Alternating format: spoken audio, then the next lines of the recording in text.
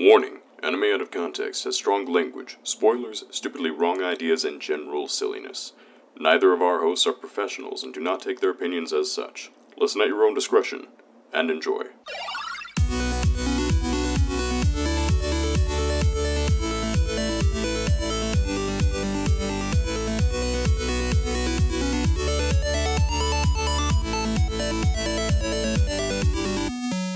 Hello and welcome to Anime Out of Context, the show where I attempt to explain the sometimes weird, sometimes wonderful, but always hilarious world of anime. And I sink ever slowly into my own grave. I'm Shaun Rollins. I'm Remington Chase. Remington, it's time to begin. I am not today it's unlucky 13 and I feel like I'm gonna get screwed over. I do not have a good feeling about whatever you're gonna show me today. I wish I had thought of that. See, but problem is I always associate 13 as a lucky number for me. So I'm like, okay. So it'll be lucky for me, things will go well, it'll be a fun episode. That's what I was thinking. I didn't think, okay, maybe I'll make this unlucky and for Remington and make it an interesting, convoluted, trash anime. I didn't think of that. I wish I had. That would have made this so much better. You only get one 13th episode, and I didn't think of that. No. Instead, I kind of wanted to continue our genre curriculum of anime. Okay. Right? You know, what genres are left? So many. Are there? There are. I feel like we've covered so many. Yeah, but there's one major one that we haven't really touched upon. And it's one that we have talked about briefly in the past.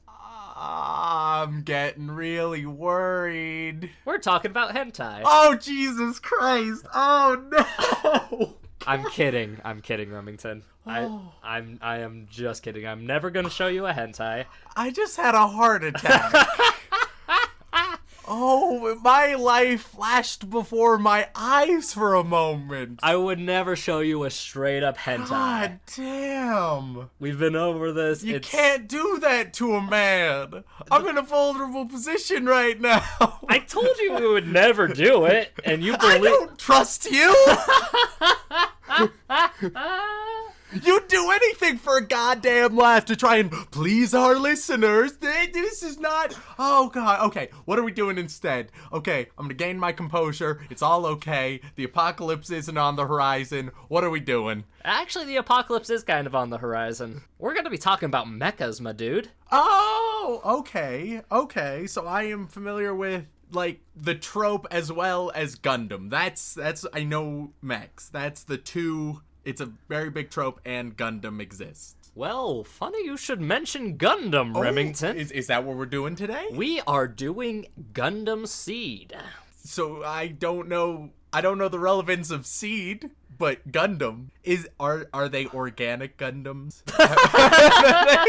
have they been made from recycled material? Well, I mean, some of the characters might be a little wooden. Oh. But, okay, I need to pick your brain. I need to figure out what exactly you know about Gundam. Break it down for me, everything you can tell me about Gundam. Okay, so when I was young, my brother was super into Gundam. I was not. However, we did have a Gundam game that I did really enjoy. So all of my knowledge is coming from a Gundam video game. I would always play this Gundam game, and it was super fun, and I know that there are a bunch of, like, green and red, like, expendable baddies. Yes. Expendable baddie mechs.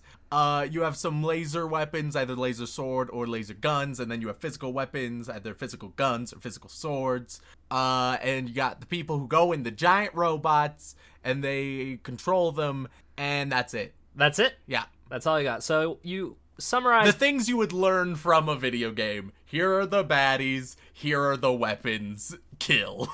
To you, Gundam is about big robots fighting and killing each other. Is that what I'm getting out of this? Yeah, like, you know the old toy where you just have a red robot and a blue robot and they're just punching each other? Rock'em sock'em robots? You're damn right. That is my view of Gundam. That is... Just giant anime rock'em sock'em robots. Yes. With the occasional lightsaber. Exactly, yes. If you took Rock'em Sock'em robots and combined it with Star Wars, that's Gundam for me. Okay, alright. So basically, what you know of Gundam is basically what the general population knows of Gundam. Yes. So the interesting thing about Gundam is it's not as much about the giant robots as you'd think. But it's all about the giant robots. Sometimes, but sometimes not. So it's more about the drama and the stories we tell along the way? Yeah, pretty much. Alright, I'm real worried right now because it can go a couple routes. One route is that you have really interesting story with the backdrop of badass robots, and that's fine. And the other route is like a Sword Art Online thing where you try to mix good story with interesting idea and you end up fucking them both up. Well, I got some good news and some bad news for you, Remington. Okay. Gundam does both of those things simultaneously. Bit of column A, bit of column B. Except not at the exact same time. Oh? Is it a story of like there were different writers or something? Kind of. Okay, Remington, this has been the most research-intensive episode I've ever done. Oh, wow. How much Gundam do you think there is in the world? I know that there have been like different series of Gundam. That is correct. And I also know that it's pretty old. I'd say like maybe 4 or 5. Series? Yeah. Like separate, like different versions. Well, Remington, since Gundam's first episode aired in 1979... 79? 79? There was anime back then? Oh, yeah. Oh, yeah. Even farther back, Remington. It'll be an interesting day when we go that far back, but right now our Wayback Machine isn't clocked in for that far back. Okay, so ever since 79, how many different iterations of Gundam have there been? Including both TV series, movies, and OVAs. 44? 44! 44, yeah. Oh my god. Granted, some of them are sequel series, and some of them are just separate timelines entirely, and some of them are alternate universes, and some of There's so much, Remington! I feel like at a certain point, it's no longer Gundam, it's just using the Gundam name and big robots. You'd think that, but they are all based in the same straightforward concept of space-based political battles with giant robots that have sometimes special powers. Okay. It is so complicated and convoluted that I nearly blew out my own brains just trying to figure out which Gundam to show you to start off with, which Gundam to talk about, whether or not it was a good Gundam, whether it was a bad Gundam, because people cannot agree on Gundam, Remington. So, like, Gundam is almost an entirely own subgenre of the mech genre. It kind of is, and that is a daunting task. When I originally had this curriculum set up, I thought to myself, okay, what are the major anime plots and genres? You know, you got your slice of life, you got your shonen, your shoujo. You can't forget mecha. Mecha is great. Of course. You know, giant robots kicking each other's asses or kicking the asses of giant creatures. That's amazing. Who doesn't love to talk about that kind of thing? So, of course, you gotta go to Gundam, because there's so much Gundam and everybody knows what Gundam is. It's a great baseline for mecha. Okay, so how did you decide on Gundam Seed? I'll be honest with you, Remington. There's multiple timelines, and I chose a timeline that was kind of separate by itself. Because, holy fuck, the timelines are confusing. Oh, jeez. From what I can tell, I'm gonna have to do more research when we come back to Gundam, because there's so much Gundam, we're gonna have to come back eventually. Oh, here's hoping I enjoy it. You'll enjoy some. You'll hate others. It sounds about right. I don't know where you'll be on this one. Oh, God. Because, I mean, there's some things this Gundam does really well. Other things that it really doesn't. And because of that, the fans are kind of split on it. Most say it's a good Gundam, but a good chunk of them say, that's a mediocre Gundam. That's like we Gundam. have a subpar Gundam here. That's a Gundam Light. Which I think is an actual Gundam, but I can't recall. I've been so steeped in the Gundam juices that it's hard to tell. Quick question. I'm assuming all of the robots have their own names. They do. Is it like Pokemon naming conventions or Digimon naming conventions? So do they all have their own name, or is everything like, I'm Fiery Gundam?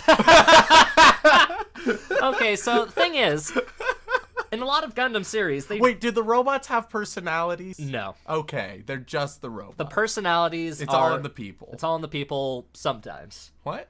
Well, remember your trope of bland protagonists and male characters? Yep. Gundam has a couple of those. Damn it. Whether or not this one has a bland male protagonist is up to you to decide. I'm giving it like 90% odds just based on every other anime. That's fair. But... Oh, God. It's hard to talk about Gundam without pissing off a large number of fans, because they'll be like, well, you don't understand. The origins of this particular timeline are quite complex and convoluted. If this had happened instead of this, then this timeline wouldn't have happened at all. There's some goddamn Gundam historians. There has to be!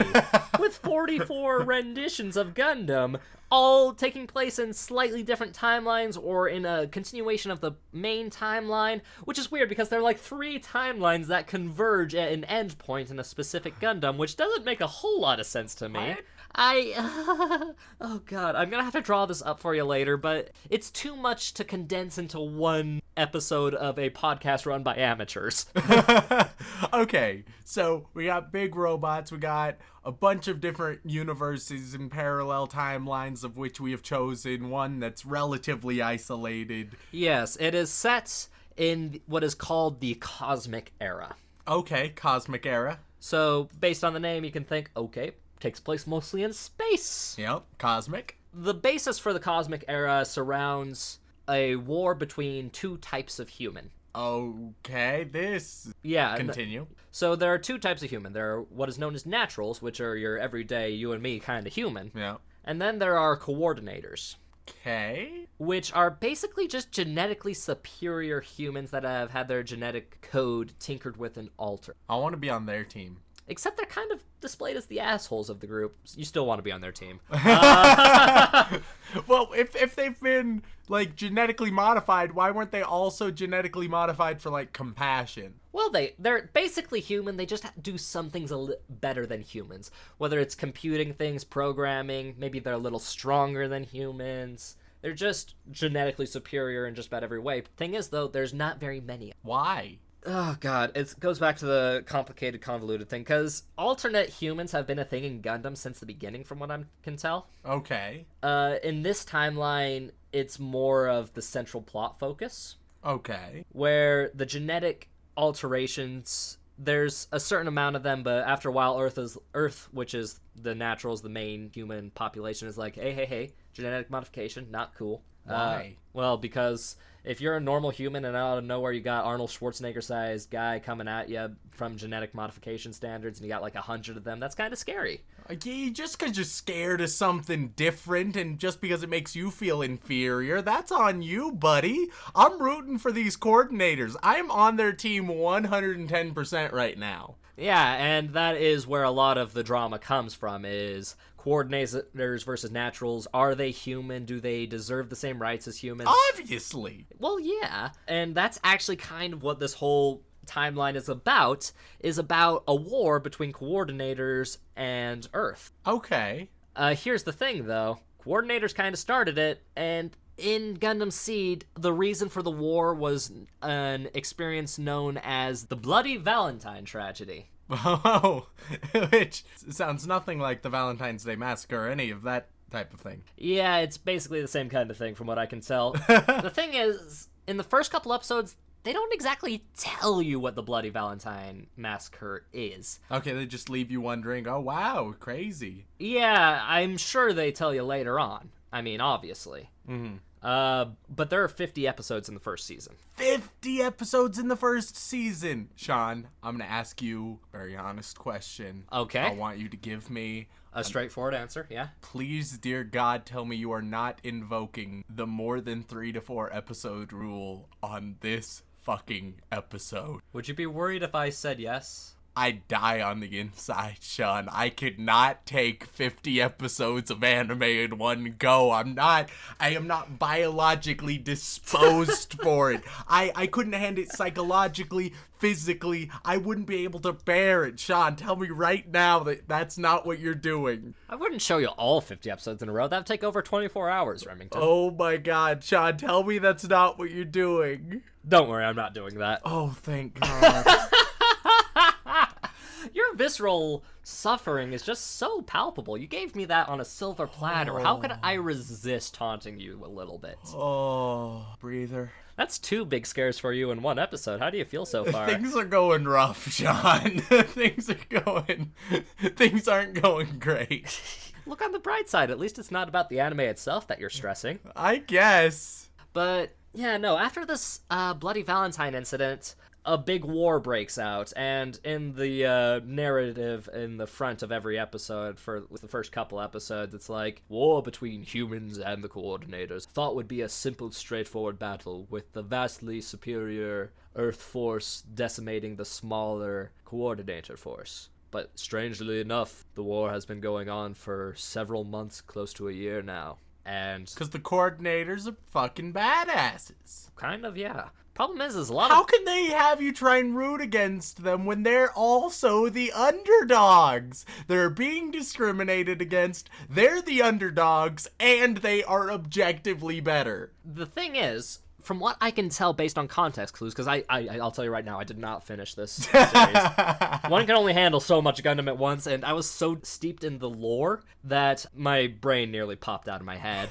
But as far as I got, I couldn't tell you exactly who caused the incident, but it definitely heavily leans towards the coordinators causing it. That's fine. That's fine? You're fine with a group of people causing a massacre and going to war over it, and it's just like, yeah, the massacres, they're fine. Nazis, okay in my book. I don't know the details. What if it was like an anti-Nazi, we bombed the Nazis so that there would be less Nazis, which still would be controversial and maybe morally ambiguous at best, but nonetheless, you are fighting Nazis. Yeah, well, I'll tell you right now, it definitely focuses centrally on the Earth forces, but not exactly on the Earth forces. Because the main character of this show is a coordinator. Oh yeah, good shit. And he is on this colony attempting to be neutral from this conflict because he does not, like the conflict. He thinks it's stupid. He thinks it's a waste of life. Well, we're starting off real exciting with neutrality. All the greatest tales in history are about nothing. Well, I mean, it could be an interesting outside perspective on war, like Switzerland watching World War II go down. Like, oh, that's quite interesting. Should I get involved? We're just gonna see a story. This entire anime is just going to be one fella, like, reading the papers about a war, being like, huh, and then going fishing. That'd be a little interesting and hard to do on a space colony, but that'd be fine. What, they have it? You could totally make artificial fishing a thing. Easy. Oh, and they probably do. As steep as the lore is in Gundam, there is a lot of stuff about their colonies and the colonization process that they kind of leave out depending on the series you're watching. So far in Gundam Seed, I haven't gotten any in-depth world building about like the specific colonies and what makes them themselves, where they are in the universe, that kind of thing. Okay. I just kind of get generic Star Wars style locations. Okay. Back to our neutral protagonist. Yes. You can probably guess this, but after episode 1, he isn't exactly neutral anymore. Yeah, he ends up taking a side. It's going to be the Earth side for one reason or another. Yep. Basically, the overarching plot starts when the coordinator force break into this neutral colony, kill a shit ton of people. For a good cause. To steal Gundam. That's a good cause. Are you sure about that? The coordinators can do no wrong. I'll admit, I have very quickly become hyper partisan on these issues. Well, your mustache seems to be getting a little smaller and closer to your nose. Oh no. This will be interesting for our fan base. Man. But no, coordinators break in, kill a lot of people just to steal these Gundam, these super advanced, fancy mechas Gundam. So they don't call them Gundam at first. Oh? Because mechas have been a thing, and usually in Gundam series, they always introduce Gundam as if they were a new thing, which they usually are for the series. Like, we as fans are like, oh, that's a Gundam! That's a Gundam! Look at that Gundam! Then you'll have a reveal of the main character getting in this Gundam, turning it on, and it'll be like, anagram for Gundam, which changes from universe to universe, by the way. What? Yeah, and you'll be like, huh, Gundam. Interesting. And then pilots the mech and do... The thing about Gundam is there's a lot of formula spread throughout, but at the same time, it's so broad, it's kind of hard to notice. I'm already feeling like I did when I was 6 years old, and my brother would get super excited about Gundam, and I just wouldn't give a damn. I'm reaching that point very quickly. Well, you don't give a damn about much these days, Remington. I am indeed a passionless husk. Especially after we started the podcast. Oh, yeah.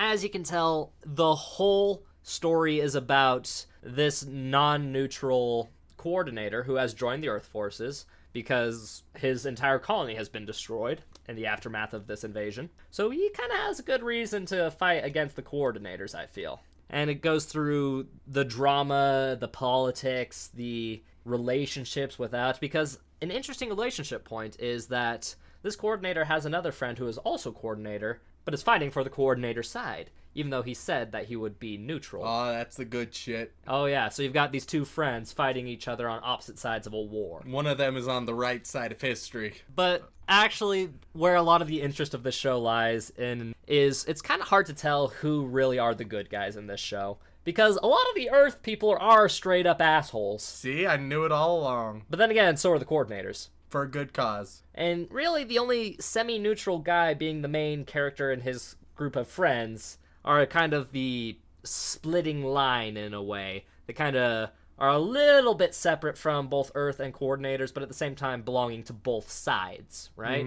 Because you got the one coordinator on the coordinator side who really is on the coordinator side but doesn't want to kill his friend, right? Yeah. That's a big thing, because, you know, how could you just kill your friend out of the blue? I mean, I could kill you easily enough because you've done some horrible things to me. I deserve it, frankly. But for other people, killing friends is hard. Okay, so is there anything else I need to know before we jump in? Honestly, man, there's so much you need to know. But thankfully, I chose a Gundam that is separate enough that it should be fine. It should be fine, because from what I can tell, if you look at a picture of all the timelines side by side and how they connect and intersect, this one is just kind of off in left field, just kind of doing its own thing. Oh, thank goodness. Yeah, and a big popular thing is everyone has their own favorite Gundam series, because there's so many. I mean, it's kind of hard not to. Oh, yeah. Most Americans' favorite Gundam series is one called Wing. I didn't choose Wing because it's worse than this one by a lot of people's standards. But there's the nostalgia factor that most people think, oh, Wing is the best. Apparently it's not. Oh. See, I was never a big Gundam guy myself. Okay. But I have my favorite Gundam. And of course I'm not showing you that because that'd be too easy. Yeah, don't be ridiculous. But yeah, no, there's not a whole lot to bring in on this. It's just something you're going to kind of have to experience and dissect yourself. Just remember that it's mostly about the politics, and that the giant robots kicking each other's asses is kind of a secondary factor in a lot of ways, but at the same time is one of the big draws of Gundam. Okay. I'm not sure how I'll feel about it, but let's jump right in. All right, let's go watch some Gundam Seed. Watched about 4 episodes plus a couple clips from the later ones just to kind of get a feel for some characters and maybe see some characters that we didn't get a chance to see in the first couple episodes. Yep. Remington, you seem distraught. I had some hope going into it. Going into part 2, going into watching all of the episodes, there was some optimism. That was all crushed. How soon would you say it was crushed? Definitely by the end of the first episode. Really? That soon, huh? Yeah. But didn't you feel all the emotional bonds that were set up in that first episode? Oh, yeah, let me tell you, such warmth and character growth. So I'm taking it Gundam Seed wasn't your Gundam of choice. It's not your favorite Gundam.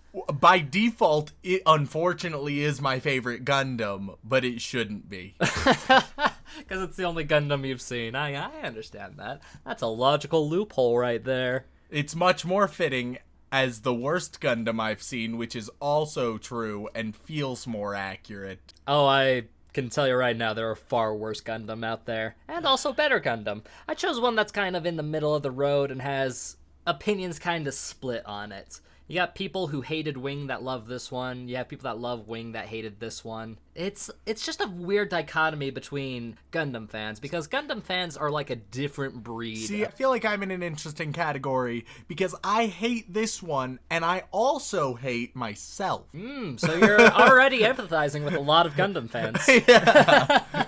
Yep. It is interesting how much Gundam content there is, yet at the same time, how did they make this much Gundam content? Yeah, I'll be honest, I was not super impressed. Yeah, that's fair and reasonable. So what was your problem, Remington? What really set you off, making you think that, man, this thing is trash? Well, let me start by saying it's super shonen. Like, whatever you would picture to be your shonen mech anime, this is, to a T, in every possible way. Even like the design of the main characters, you are watching a shonen mech anime. And that's fine. But unfortunately, they use that as an excuse to have next to no character development or interesting characters or even interesting world building, really. They just say, this is the Gundam universe, there you go. And that's it. Which Gundam universe, Remington? Which goes into a further problem. Unfortunately, at times, you need an encyclopedic knowledge of all things Gundam to even understand, because the amount of bullshit jargon and the acronyms is absolutely baffling to me. It's astonishing how at every turn there's a new acronym or just a string of words that are never to be explained. And that's always super frustrating. And sometimes the jargon is Gundam specific. Sometimes it's just, look at how knowledgeable I am. I'm going to say a bunch of meaningless words.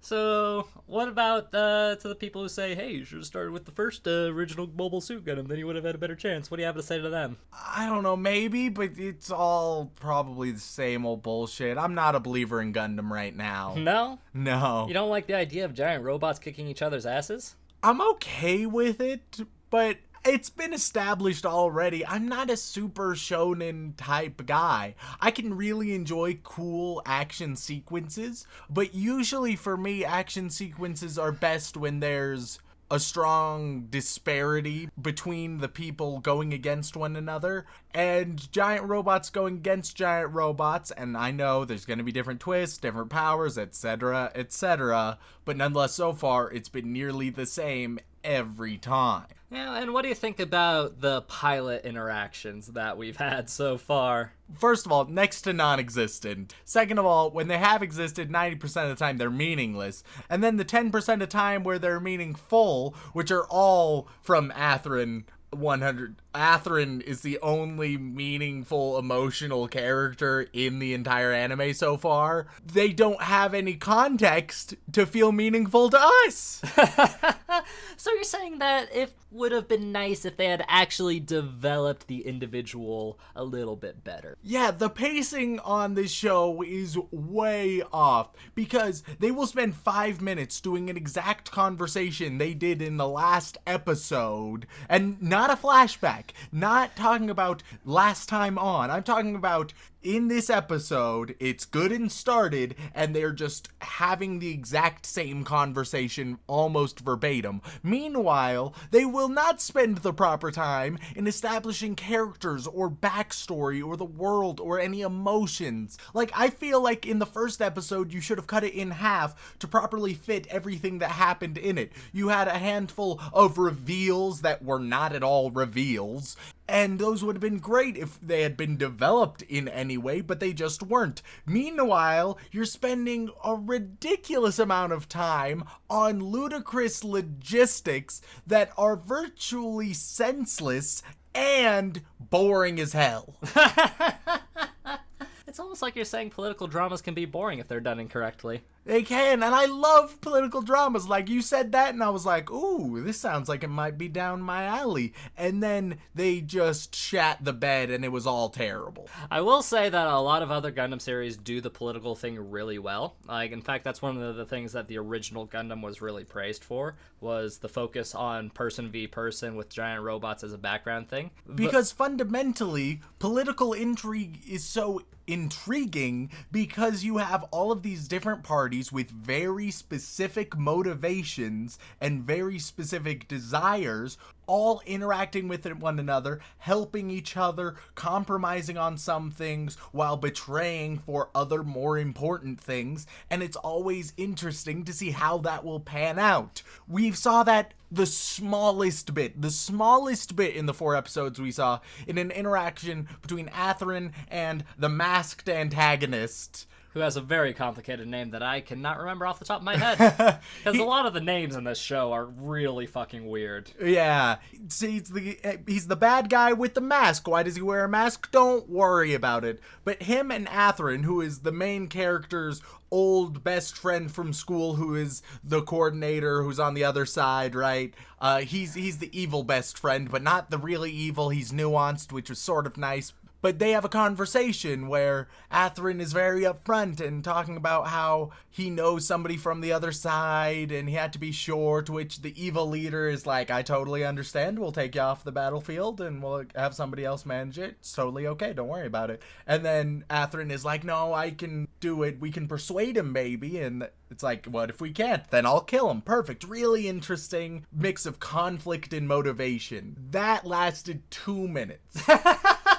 That was a 2-minute conversation in the almost 2 hours that I was subjected to. So the balance is a bit off. Only a little. From what I can tell, the characters and intrigue do get better as the show progresses, but again, being a primarily first look series that we are, it's a little hard to kind of justify a lot of it in 4 episodes, you know? Oh, yeah. But, so yeah, the characters are a bit flat, and relationships are basically non-existent, but they want you to think there are, so they'll say, these are my best friends. Oh yeah, they have many moments where they're like, look how close we all are. We're all really close and support one another, don't we, guys? And you're like, okay, cool. But if we could see any sense of warmth or genuine human connection between you two, that might do a little bit better. And what do you think about Kira, our main protagonist, the neutral coordinator who is forced to work with the Earth forces after his precious home has been annihilated? If you asked like an 11-year-old who watches a lot of anime what an anime protagonist looks like and is like, Kira is it. So, dark, long-haired guy with very minimal personality and occasionally whiny. Yeah, and he's just like, oh wow, he's just super talented naturally. He can just do whatever he wants whenever he wants. So he's just going to be thrown into this situation reluctantly. He's going to have that black and red color scheme that's so popular. And he's just going to look, act, and sound like your shonen protagonist. And unfortunately, he does indeed join our long and ever-growing lineage of bland bitch protagonists. Well, I gave you a break from bland bitch protagonist last episode.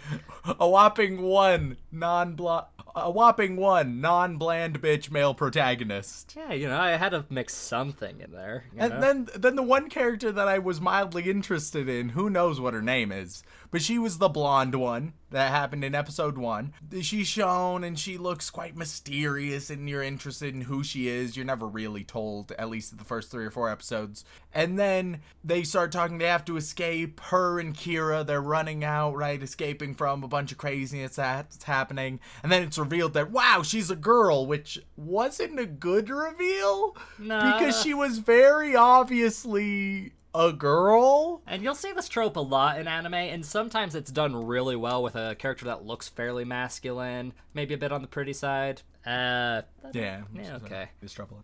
You'll see this trope a lot in anime, or in just media in general. You have someone that appears to be male on the outside, maybe have a bit of a gruff exterior, their hooded face, that kind of thing, and then it's revealed that it's a girl, and it can be quite a good shock, because if you have someone that you've assumed is masculine turn out to be feminine but still just as badass, that can be a great transition. It's like good old Metroid, right? With Samus. But last time we saw this, I think it was Sword Art Online, and I called that immediately. You had like a hooded figure that he was interacting with, and I immediately called, they're going to get in a fight, the hood's going to fall off, it's going to be a girl, ba-boom. And that's exactly what happened. And that's basically what happened here, just less interesting. And yeah, what happened here, just her beanie fell off. Okay, it was a hat. Don't be ridiculous. Oh, I'm sorry, her hat fell off. And then it was like, oh wow, you're a girl, but she looked exactly the same, except her hair was just a little longer. And then you yeah. panned out and like, oh look, breasts. But it already showed that she had breasts. Like, yeah, she's wearing a coat, but you could see the breasts. Maybe it was a very interesting case of man-boobery. You don't know that. Oh, it was such a stupid reveal. Nonetheless, then they escape. She gets an escape pod. That's it. She was mildly interesting. We never saw her again in the 3 or 4 episodes that we watched. Yeah, I don't think you see her until after episode 10 again, if I remember correctly. Which is like, okay, you set this up. Interesting. Where's it going? Yeah.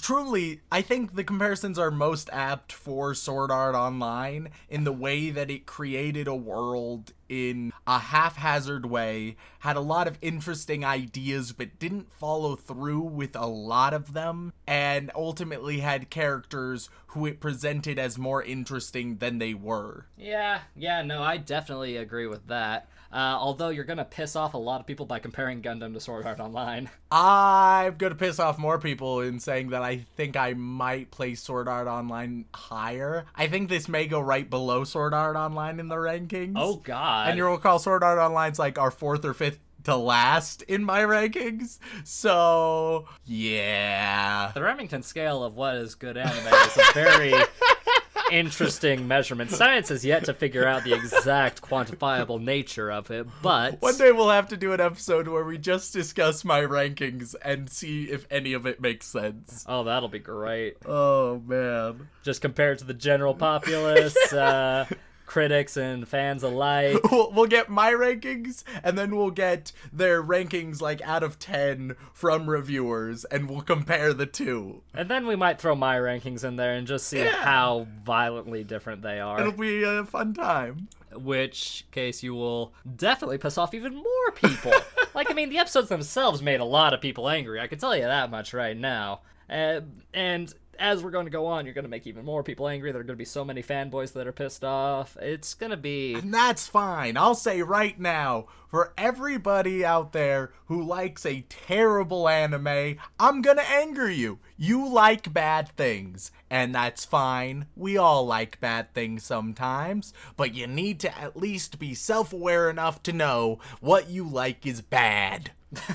It's like eating junk food is what you're saying. Exactly. Like, you can enjoy trash food, but you need to know that it's trash. You can't go around saying, wow, look how good it is. Like, if I'm going out to McDonald's, I can go and enjoy that, but I ain't gonna say, wow, look at me enjoying exquisite cuisine. No!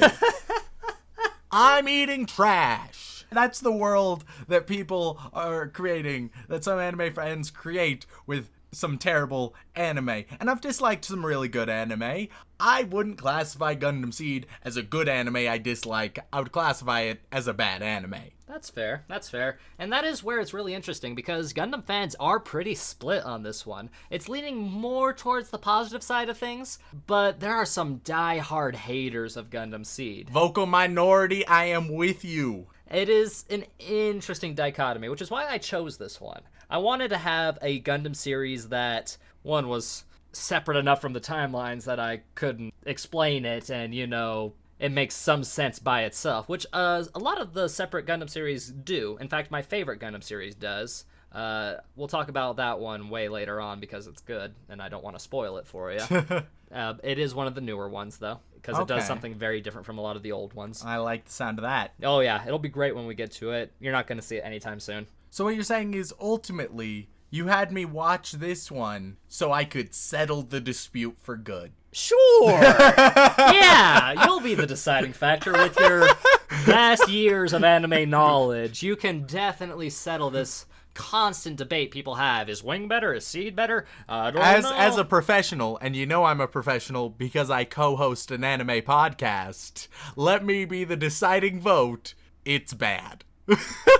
Ignore the fact that we have a disclaimer saying that we're not experts. That's just irrelevant at this point. Now, that's just for Shaun's bad opinions, so we don't get in trouble for those. So, it's settled. It's a bad anime. Now, we don't need to debate any longer. I fixed it. You're welcome. Yeah, no, Gundam Seed. Interesting. Yep. One of the shows that gets better as it goes on. Has a lot of really positive elements. I would say, like, the visuals are really nice. Not really the character visuals, but everything else visually. Really nice. The sound effects, really crisp, really fine-tuned. The soundtrack, quite nice. But everything else really falls flat 90% of the time. In fact, there's actually a lot of theories saying that this Gundam was really meant to shell out Gundam figures. Isn't that what all Gundam anime were for?